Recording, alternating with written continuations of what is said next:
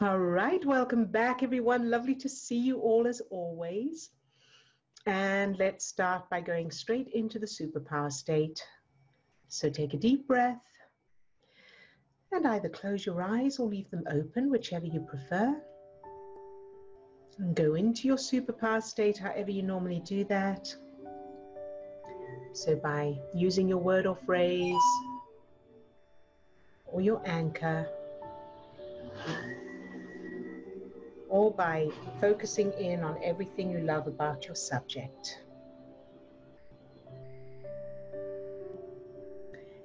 And start to feel your heart opening, that expansion feeling in your chest, as that light shines out from you. Very good. Now allow that light or energy to spread down to your toes, up to the top of your head, and out to your fingertips. So you're now full of that light, that energy, that love.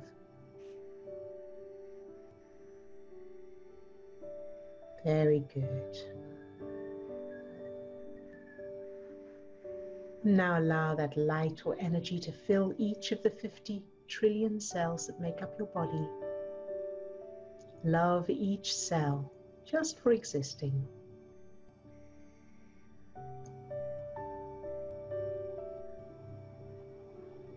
Very good job.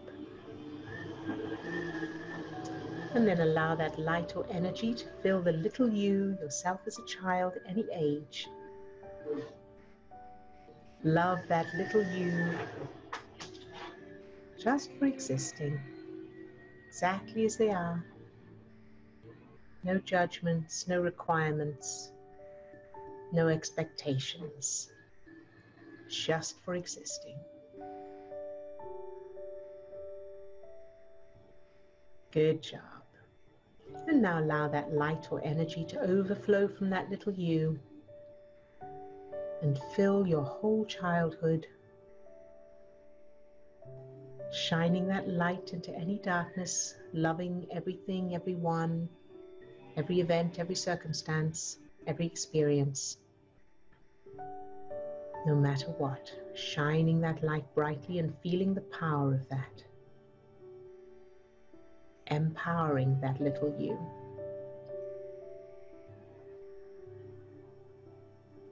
Very good. And now allow that light or energy to fill everyone who's on the call today, all those who are on camera, all those who are off camera, loving each one, just for existing.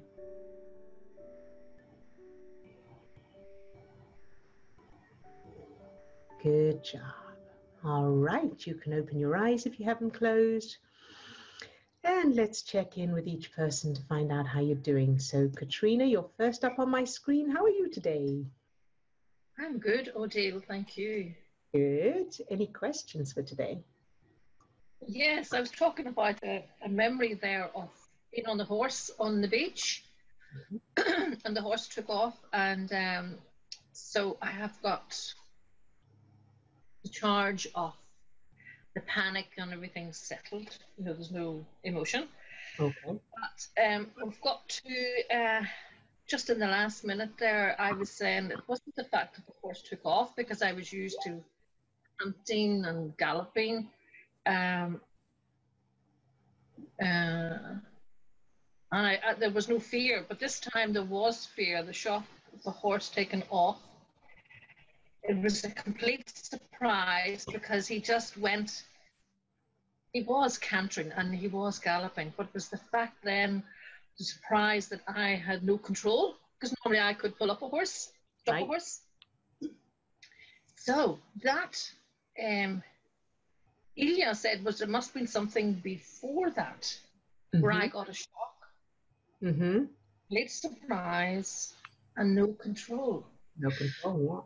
And up pops something that I have discussed with you, and it was I was totally unaware of it, surprise, time of the month. Do you remember? Yes. Yeah. So would that be the same? Is that the driver behind?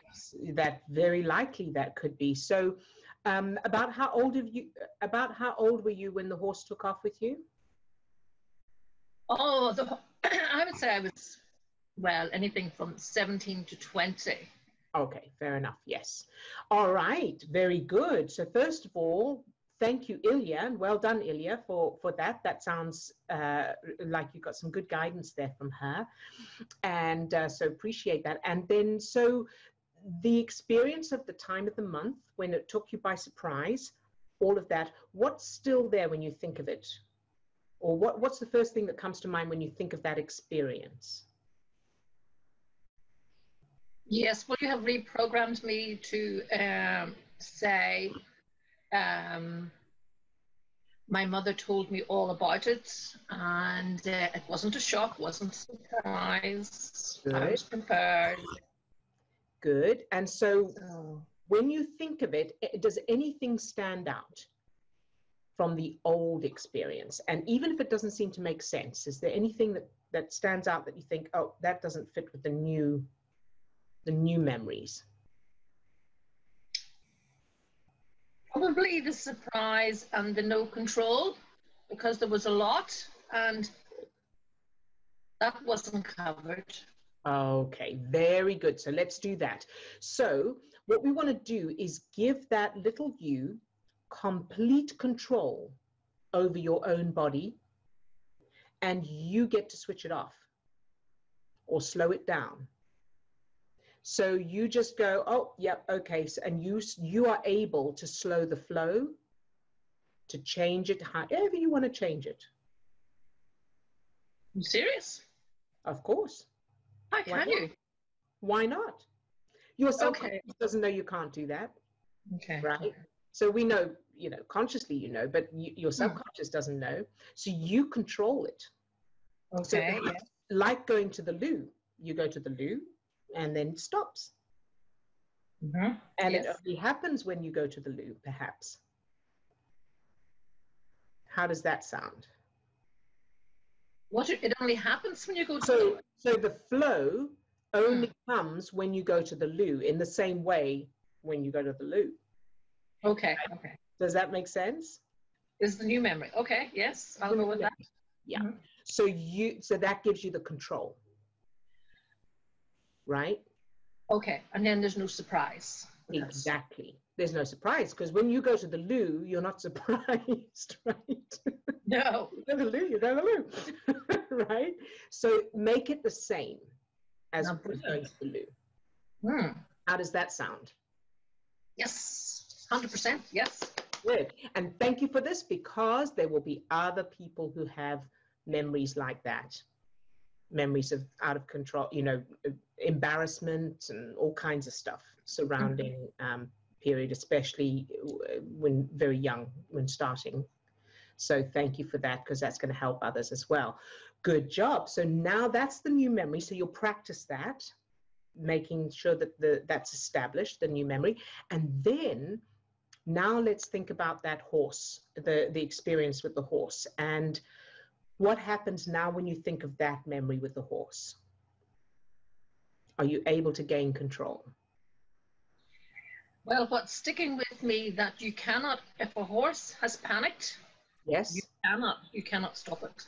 Okay. Until it runs out of fuel, because it's running on adrenaline. Yes. So. Right. Now that is your conscious mind. That's logic, that's reason, that's what you know about horses, and you're right. But your subconscious doesn't know that. So what if you had some kind of power, like a magical power over horses, or over everything and everyone, but you and that horse are so connected that you are able to just go, it's okay, calm down, and the horse calms down. And you can use your superpower for it. Mm-hmm. You can use just, your presence, your connection with the horse, however that feels the best for you, the most empowered for you. How does that sound? Mm-hmm. Sound good? Yes, good. Absolutely. Good. Wonderful. Yay, very good. So and for everyone else, you can use that power use the idea of having magic, having a power, being magical, because your subconscious will not question it. Only your conscious mind will question it. And the answer, if your conscious mind questions it, and you go, well, that's not possible, but the answer is, my subconscious doesn't know that. So that's okay. So, and I'm going to share a little bit now. I won't share a lot. I'll share more maybe another time because of time, but just briefly, something that I discovered in my childhood, which was linked, was not being understood, trying to be understood and not being understood.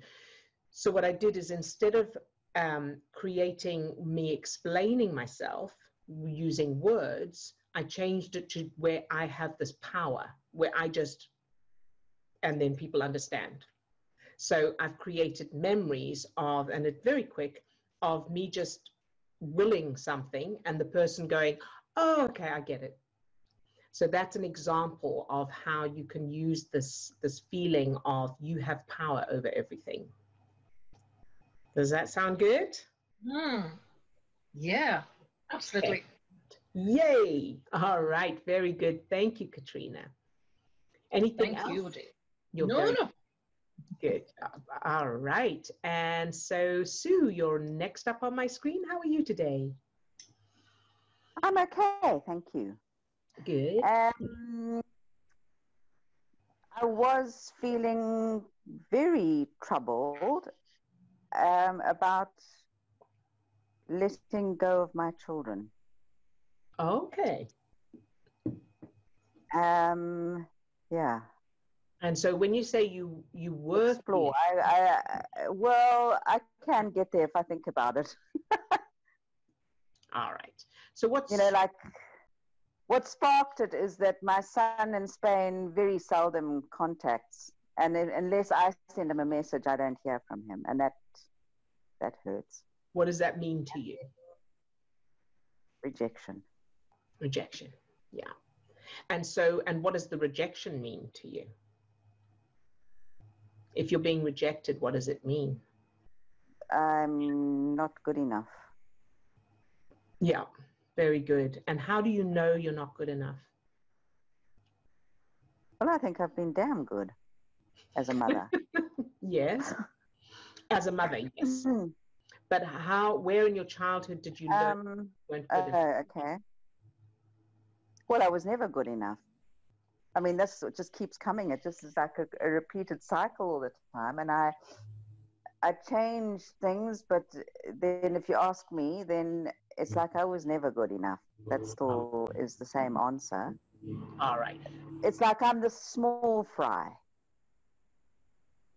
That I don't amount to anything. That amount to anything, that's words that I've heard about me. You will never amount to anything. Great. And whose voice is that saying? Oh, wow. Well, the history teacher, because I just couldn't remember dates. For the life of me, I couldn't remember dates. I couldn't remember all these people's names and wars and things like that. It's just something that just didn't resonate with me. Yeah. And so I used to, in tests and exams, I used to get very, very bad marks, like 11% or 14%. I think my highest was 17%. Yeah. And she made me stand up. Now, this was when I was about maybe 15. Mm-hmm. And we had a choice between history and art. Mm-hmm. And she said, well, I hope you can do art, because you certainly can't do history. And then something about that, she hated me. Mm-hmm. Because I didn't like history. So that was the one time, and it's just something, that that you'll never amount to anything, is something that was very common, but I don't really know, aside from her, who else might have said it. And then it was repeated to my children at school, my older two boys at the primary school here, when they were about 11 and 12. Mm-hmm. And they were surfers, because the beach is right here, and they were in a competition, and it was a big competition, and it started on the Friday, and Friday was sports day. So it was, do you go to sports day, Friday, Saturday, or do you go to the surf competition? Of course, they go to the surf competition. Yeah. And they were also made to stand up, the surfers. There were 3 of them. There was another chap and my 2 boys. And they were told by the headmaster that they were just like surfer dropouts, and that they're never going to amount to anything as well. And so I took them out of school. I actually, that was chopped it for me, and I took them out of that school. Mm-hmm. And I sent them to private schools. Okay, good. So, so first of all, of course, the people who said you'll never amount to anything, I would bet money on the fact that that was said to them when they were children. They were programmed with that, of course. So it doesn't excuse it or anything, but it's just that that's where it comes from. So now let's look at you'll never amount to anything when you were a child. So you were being told that. So let's do the allowing exercise with it first.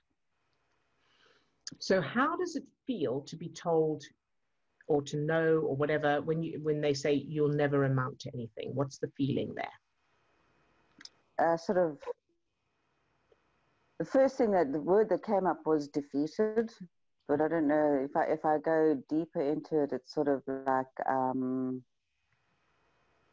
unacknowledged, unrecognized, unseen, unappreciated. Oh my God. Very good. Appreciated is probably the biggest one. That's the one that's got there's an emotion with that one. Yeah. So unappreciated. So where in your body do you feel the sensation of being unappreciated? If you home I feel it in my throat. I feel it in my throat. And then there's also a thing that follows that, which is that my hackles come up. Okay, good. So your throat and your dinosaur. I mean, serious hackles come up. Yeah, that's your protection. Very good. So notice that now just as a sensation without any meaning to it. We don't need to make it go away. It's okay for those sensations to be there. The feeling in your throat, your hackles up, it's fine. They can be there. It can happen. So allow it to be there, and without meaning, without judgment, without needing to stop it. Are you allowed to just allow it? Yeah. Good. Good. And then the other part of me comes in and says, like, I really want to get there. I want to, like fight mode kind of feeling. Yes, I know that feeling well. All right. And allow that to be there. Allow the fight mode to be there. It's okay. Can you do that? Yeah. Can you say to that part of you, that fight part of you, it's okay to want to fight. You're all right. Yeah. Good. And what happens as you do that? The sadness comes in. Very good. So allow the sadness. It's okay for the sadness to be there as well. And now I've got a picture of, is it Inside Out, that little movie with the little cartoons with the different sadness and anger and... Oh, I don't know it. Look it up. It's actually cute to watch. Well, partly. Yeah. So anyway, it's got these little characters that represent the different emotions. So just allow sadness to be there. So Ilya says, yes, it's the movie Inside Out. Inside Out. I'll have to look at it up. Yeah, so just on that movie, it's good in a lot of ways.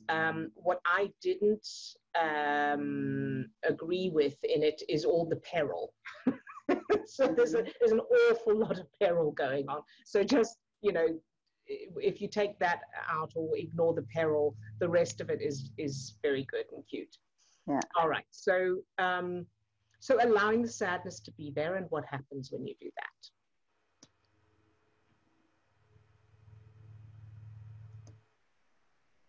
It sort of goes away a little bit.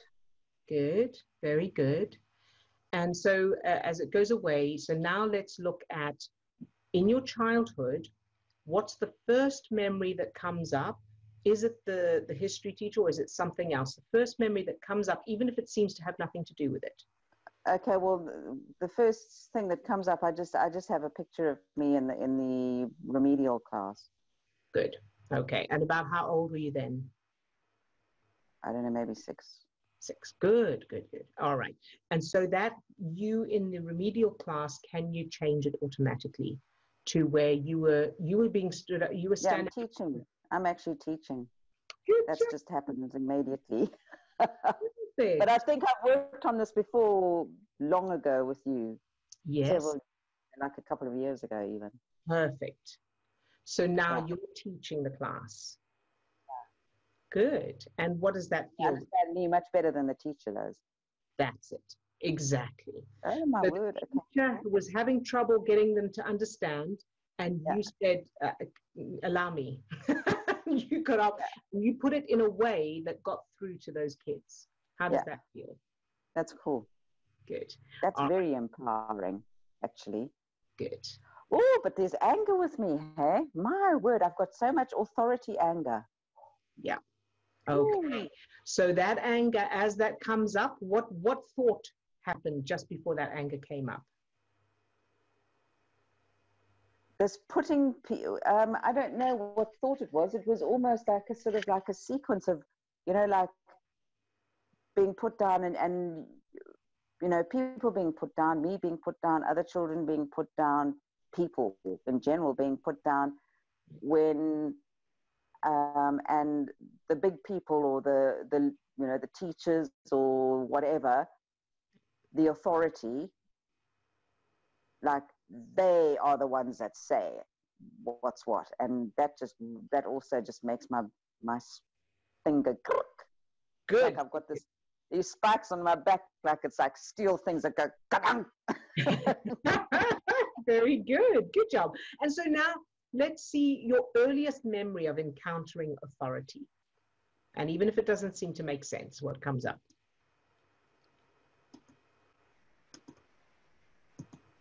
I can't, nothing's coming up. I mean, it was just all around. Authority was all around. Yeah. And so how do you know? I don't have any memory. Well, because you just listened. Otherwise, what happened if you you know, it doesn't really feel like that though.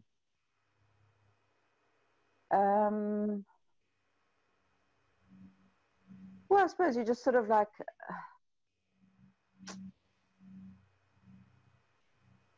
it's almost like you just knew that they knew better and that you do what they say. Yeah. And you don't question it. So did you ever question it? Did you ever not do what they said? I dare say I did, yeah. Good. I was like a bit of a rebel, you know, classified as a rebel from quite early on. So the or a first non-pleaser. Yeah. So the first memory of that, of being a rebel or consequences of not listening. Not when I was young. That's okay. Just the first one you have. Whatever. Okay, yeah. You got something? Oh, yeah. Good. And what's the emotion there in that one? The same thing, like, don't you belittle me. Good. Wow. Very good. Good job. And so that feeling of don't you belittle me, did they listen? No. Well, I mean, you know, like it was done in, what happened was sort of like as boarders, we always had to go and support whatever was school function was happening. Yeah. And I don't know what it was, but it was something that, and I had chewing gum. And you were not allowed to, you know, chewing gum was a crime. Right. And so the one teacher pulled me out about that when we were having like an interval. Mm-hmm. And then, I don't know, I probably went, you know, rolled my eyes or, you know, made a face or whatever. And then I remember the words too. I saw that, you sneered at her. The other teacher said that. Yeah. And all parents were hanging around, including my parents, friends of my parents. And so my parents got to hear about how I sneered at the teacher. Ooh, it makes me angry. There you go. Very good. Ooh, my gosh. Perfect. So that anger will be informing. And I want to fluke. Now. Yep. You want to fluke, you say? Oh, yeah. Go ahead and fluke. Allow that. So that's great. So in that memory, number one, allow that you to fluke at the teeth. So fluke for everybody else is Afrikaans for swear, cuss. So allow, but if ones. Yes. So allow him to do that. Allow that Sue, that little Sue, that younger Sue, just let rip at them and fluke her heart out. Can you do that? Wow. Oh, yeah. I've got her. I grabbed her arm. Yes. Good. Both of them, actually, because there was this one little teacher that was like her little sidekick. Yeah. And I grabbed both of them. Good. And I held their arms like really, this is like what's happening now, really strong. And I said to them in front of everybody, don't you belittle anybody in public. If you have a beef with me chewing gum, you take me aside, you don't do it in public.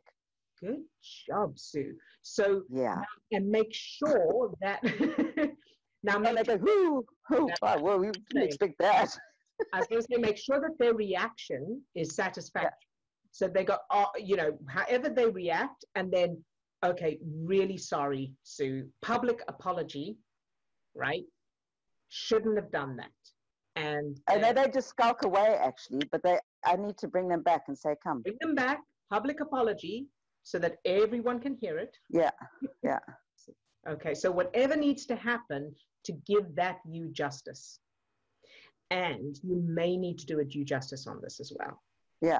If necessary, but if you may not, see how you feel. So, and then of course, that's the stepping stone memory is you get to gain control and they apologize, etc. Stepping stone 3 times or however many times you need. And then the final memory is, not the final memory, another stepping stone is that they call you out separately and they say it nicely. They say, now, Sue, we're not supposed to have chewing gum here, right? And you go, you roll your eyes and they go, I know it's annoying, but unfortunately, that's just the school rules. All right. Okay. That's the second stepping stone. Practice it 3 times or however many times you need. The final memory is that they offer you chewing gum. Oh my gosh. Yeah, I mean, like I always like to have fun and do things like a little bit sort of pranky or naughty or a little bit sneak or whatever. So it's like, but then it gets really naughty. So I've got to stay away from. What's wrong with really naughty? Because that's naughty. That's bad. And this is all judgment, hey? Yep. And this is all only inside your own head. No teachers or students are harmed in this production. Okay, now I need to because I'm so full of this sort of like still a little bit of this anger thing, even though like I've got this upper hand, and so I'll have to work on that to create something where you may need where I'm out there and they see me and they say something to me, like even if it's an achievement that was actually never, like when my art went in for that exhibition, I didn't get any kind of special mention, but other people did. Ah, yeah. Mine was the only stuff that was chosen in the whole school, and there was no mention. So that like that. Oh yeah. Yeah, all of that. Because that recognition that I really needed, and I just didn't get it. Yes. Wow. Now all these things, hey? Do you see that link to your current relationship? The need for recognition. Yes. Oh, gosh, yes. Yeah. Wow. Very good. Very, very good. So you may need to do justice, do whatever it takes so that you can end up with whatever the ideal would have been. Yeah. All right. Great. Yeah. How does that feel now? Awesome. Good. Yeah, great. Good job, Sue. Thank you for sharing. Good job. Thanks. All right. And then Lisa. Hi, Lisa. Hi there. This is from your book, you have a superpower. And then I'm going to read page 30, and it says, all you really need to do in order to see results in any area of your life and for any issue is to fill yourself up with that power and maintain it. Keep yourself topped up with it. This is the most important part of the process, and it works on its own. The reason we aim at its targets is for the benefit of the conscious mind. And the conscious mind can comprehend aiming and shooting the power at targets in order to affect them, just as you would with a magic wand or superhero power. Better than that, can accept that simply keeping yourself full of that power will affect everything else in your life. So we use the method of aiming and filling people with things and situations with the power, since it does result in faster and more effective changes because the conscious mind is able to accept it more readily. Yeah. Yes, very good. Good job, Lisa. Thank you for sharing that. Really good point. So the focus is, and it's reminded me that something else I wanted to share today, so thank you for this, is when we do the allowing at, or when we're aiming at something that triggered us, the most important part of that is the unconditional love for the part of you that's triggered. So this is upsetting me or worrying me or whatever. And so I know I want to aim the unconditional love at that. But first, the most important part is to aim it at the part of me that is triggered by this thing, that is feeling hurt or upset or worried or, you know, angry or whatever about this particular target. So I love that. So we know we fill ourselves with that love first, because you can't give what you don't have, but then just go that little bit, do that little bit extra of loving the part of you that is triggered by this thing, and then aim it at the thing. So thank you for that, because I wanted to clarify that as well. Oh, good. Thank you, Lisa. And sure. Oh, I changed the bus from yesterday. I changed it to, the kids were going to from city to city and globally to send unconditional love to everybody, and then everybody signed the bus with a really positive saying. So it was really that totally changed it really good. Yeah, everybody was so happy. I love it, Lisa. That is fantastic. I got waves of goosebumps as you were saying that. Oh, I love that. That is perfect. What a beautiful example. Oh, thanks. Thank you for sharing it as well. I'm glad it helps, and thank you for sharing it, because it'll help others as well. It gives a really lovely idea of what's possible and you know, an ideal memory. So that's perfect. Thank you. Thank you. Ooh. So Steve, you're next up on my screen. No, I'm teasing. You are next up on my screen, but I'm going to go to Swasti now. Hi, Swasti. Hello. Hey, how are you today? I'm good, thank you. I had a question about, so when people fail with something they want to fail in, they want to succeed. They want to succeed in, and then let's say they try again and then they succeed. Yes. But they're not doing this work. They're not doing the childhood memories changing in the time of failure to success. How does that work? Okay, so now it's going to depend on each individual. Mm-hmm. The ultimate thing is that we're reproducing now whatever we're holding back there. Mm-hmm. And for different people, it's going to come out differently. So, for example, let's say, do you want to give an example, a real life example, or shall I just make one up? Yeah, it's just like people who failed to get into medicine, not once but twice. Right. Some of them, and then they get in the third time. Yeah. So it's going to depend on the person. So for some people, it may just be that their prefrontal cortex wasn't online because they were so stressed, and then somehow something's happened where they are feeling better, they're calmer, they don't have as high stress chemicals in the system, so their prefrontal cortex is online. Or it could be that it could be on another level where, where we say, we don't know how we get to the end result. So it looks like I need to achieve this in order to get what I want. That's because that's all I can see with my conscious mind from where I am.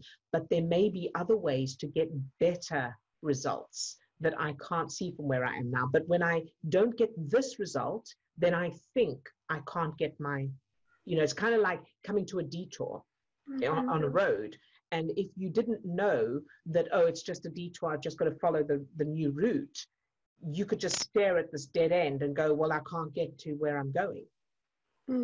Right? And so it depends on each person's interpretation of those so-called roadblocks. On the other hand, it could be that those, if their childhood references, the subconscious references, are set to failure, even if they do get in, they will find other ways to reproduce that failure feeling or that failure experience later, or in a different way, perhaps in a relationship, perhaps in health. So they, you know what I mean? So that'll come out in different ways. So for some people, it happens in money. Some people, it happens in relationships.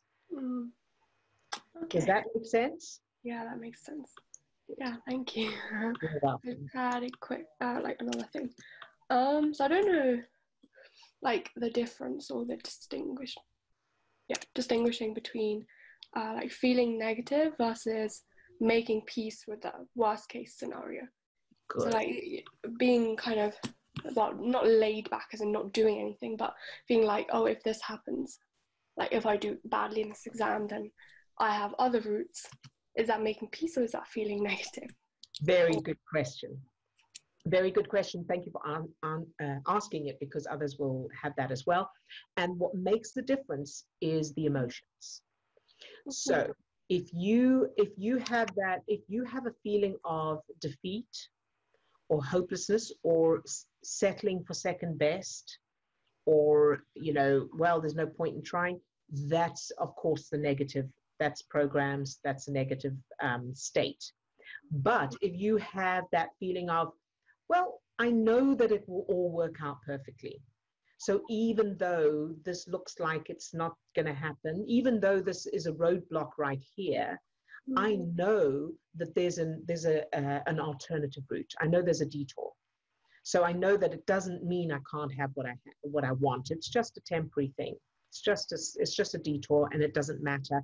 And if you've got that feeling where you feel good and you still know that you will be happy, successful, whatever, even if it's not in the way you were expecting, then that's making peace with the worst case scenario. Does that clarify? Yeah, I feel like I have a mixture of both. Okay, good. So then you address the negative ones.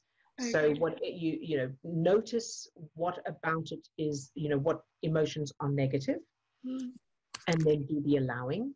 Allow those, notice where in your body you feel the sensations of those negative emotions, home in on that, take out the judgment and the meaning, and allow just go, it's okay to feel this. It's okay to feel this, whatever this negative feeling is, whatever this sensation is, allow it to be there. Let it take as long as it wants to. And then if you get to that point, you can step back and ask it what it wants. Love it, do the unconditional love, and see where that leads. And then you can check, okay, so what's the reference for this? And change it. Okay. How does that sound? Yeah, that sounds good. Yeah.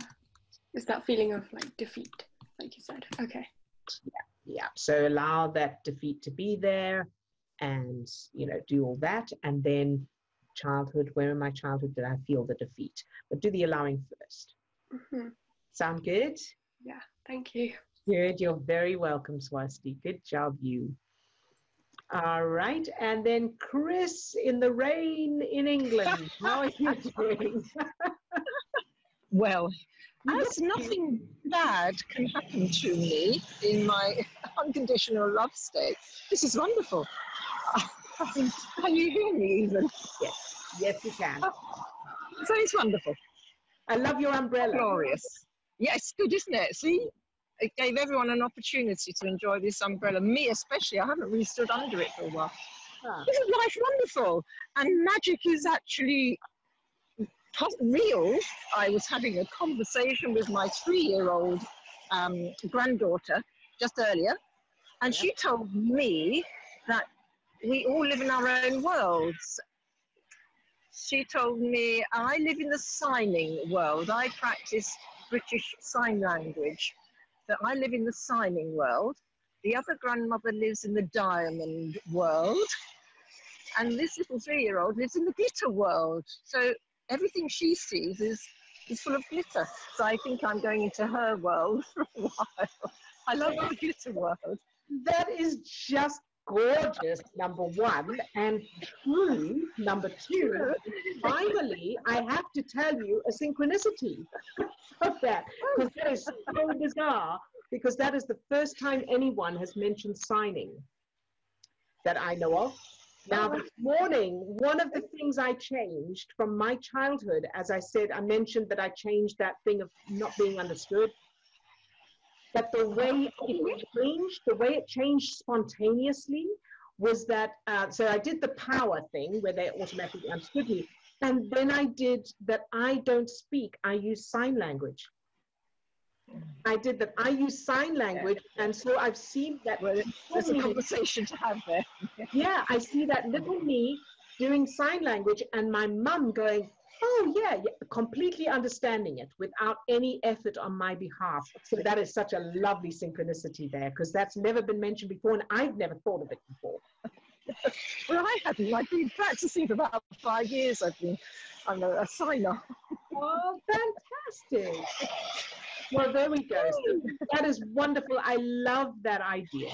And that it came from a 3-year-old. That's very good. That's brilliant. Fantastic, Chris. And did you have any questions today? No, life's perfect. All right, very good. And 90% of it is perfect because 90% is created in me. Yes. The 10% I have no control of, well, you know, that's okay. That's perfect as well, because you decide it's perfect. I've decided that. Too, yeah.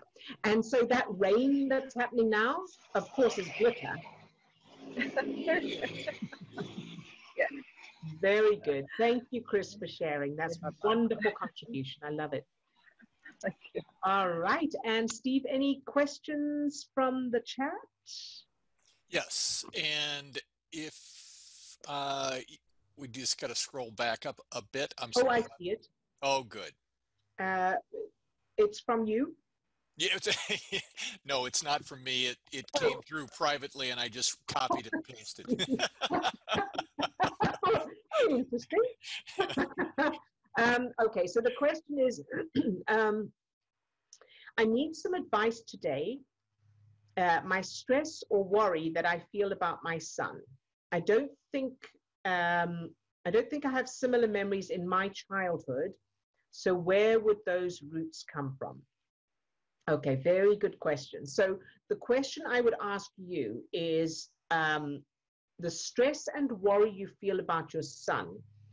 What you want to do is take out the details of why you're stressed and worried and home in on the feeling, just the feeling of the stress and worry, just the sensations inside your own body. So you take out your son, take out the meanings and just home in on that feeling. So you know, if it's your heart rate or the thing in your throat, whatever the sensation, the physical sensation is of that stress and worry. And then do the allowing exercise. So take out the judgment and the meaning, and there's no need to stop the stress or worry or those sensations of the stress or worry. Just allow it to be there. Just allow those sensations, those physical sensations, with the feeling of it's okay. It's okay to feel the stress and worry, or however that's represented in your body. And then step back from it, have it in front of you, and ask that feeling, that sensation, what it needs. So remember taking your son out of the equation. So you will come back to your son, but just treat this as a separate thing and ask it what it needs. And then once you've done that process, then ask yourself, so this same feeling, whatever the sensation is, where in my childhood did I feel the same feeling? And it may have nothing to do with the topic of what's worrying you about your son, but it will be the same feeling.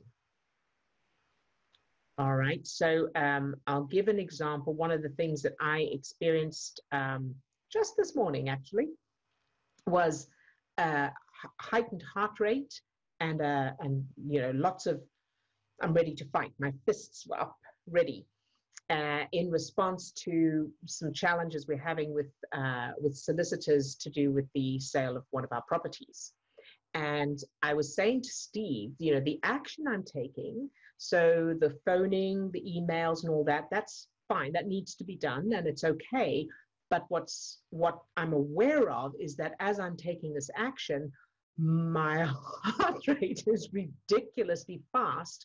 So some things, I've got a lot of adrenaline going on. And so I was starting to, I didn't feel very emotional about it, but I could feel the physical sensations. So I did the allowing.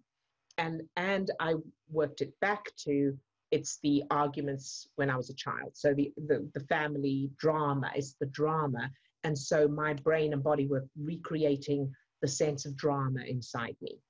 So that's the kind, so it had nothing to do with the lawyers or the fact that they're all blaming each other or they're passing the buck, or the fact that they're not responding, had nothing to do with any of that. It was about the arguments from when I was a child. So that's an example of how it may have nothing to do with the topic that you are triggered by right now. So I hope that helps, but if not, let me know if you need clarification on that. All right, or if you have more questions or anything. Okay, so any others in the meantime? No, I think that's it. You know, fun comments, but no more questions. All right, very good. And so let's go into the targeting then. So to the person with the son, the question about your son, you can still message me. You can message me privately if you like, if you need more clarification on that, or you have more questions. All right, so in the meantime, take a deep breath and either close your eyes or leave them open, whichever you prefer. And go into your superpower state, however you normally do that.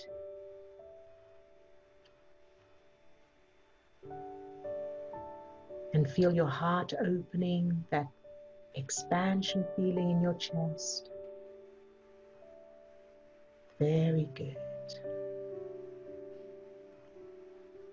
Allowing that light, that energy to shine out from you. Good job. And then allowing that light or energy to fill each of the 50 trillion cells that make up your body. Love each cell just for existing.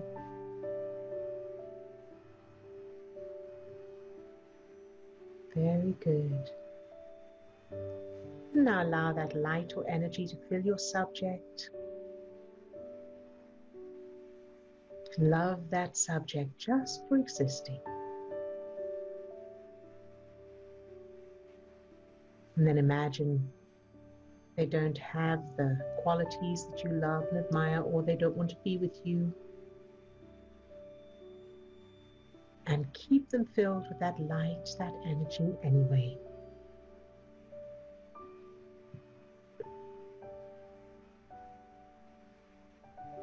Very good.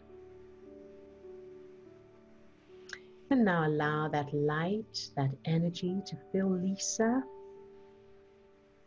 from the tips of her toes to the top of her head and out to her fingertips. Love Lisa just for existing.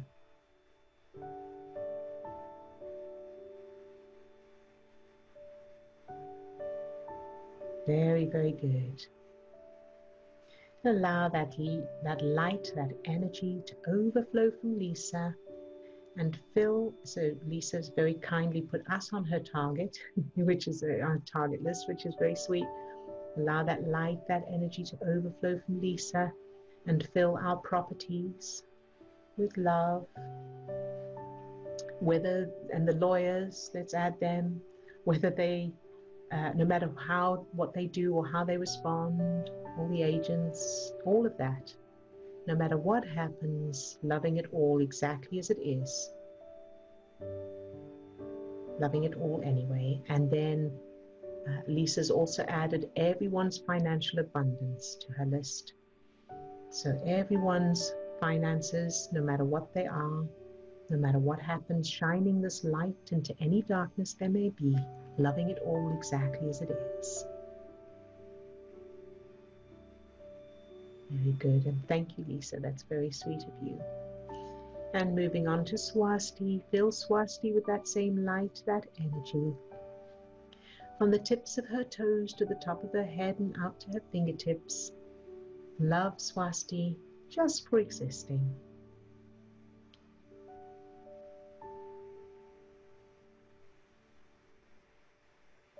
Good job. And now to Chris. Fill Chris with the same light, this energy. From the tips of her toes to the top of her head and out to her fingertips, love Chris just for existing.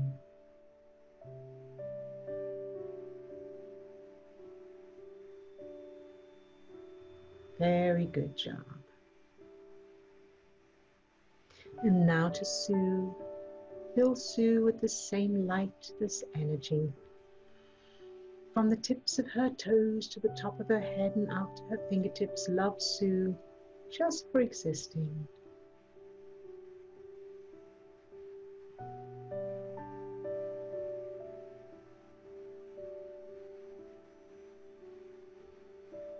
Very good. And now to Katrina. Fill Katrina with the same light, this energy. From the tips of her toes to the top of her head and out to her fingertips, love Katrina just for existing.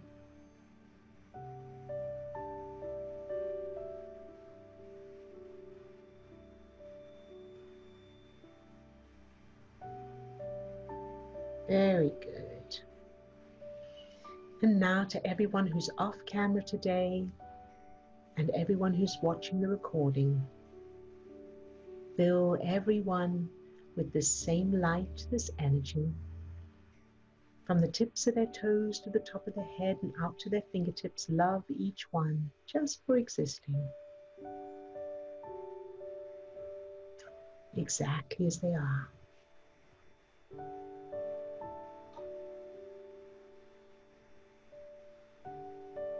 Good job. And now allow this light, this energy to fill yourself later today, whatever you'll be doing, whatever you'll be dealing with, whatever you'll be feeling. Love that version of you, exactly as you are, with no judgment, no expectations.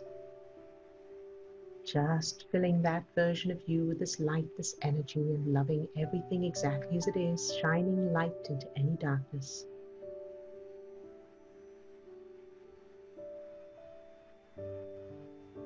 Very good. And surge. And surge again. Very, very good. All right, you can open your eyes. And you're very welcome. You're very, very welcome. And so keep practicing, of course, and we'll see you same time, same place tomorrow. Yes, just keep practicing. Look after yourselves. All right, we'll see you tomorrow. Lots of love to all of you. Bye-bye now.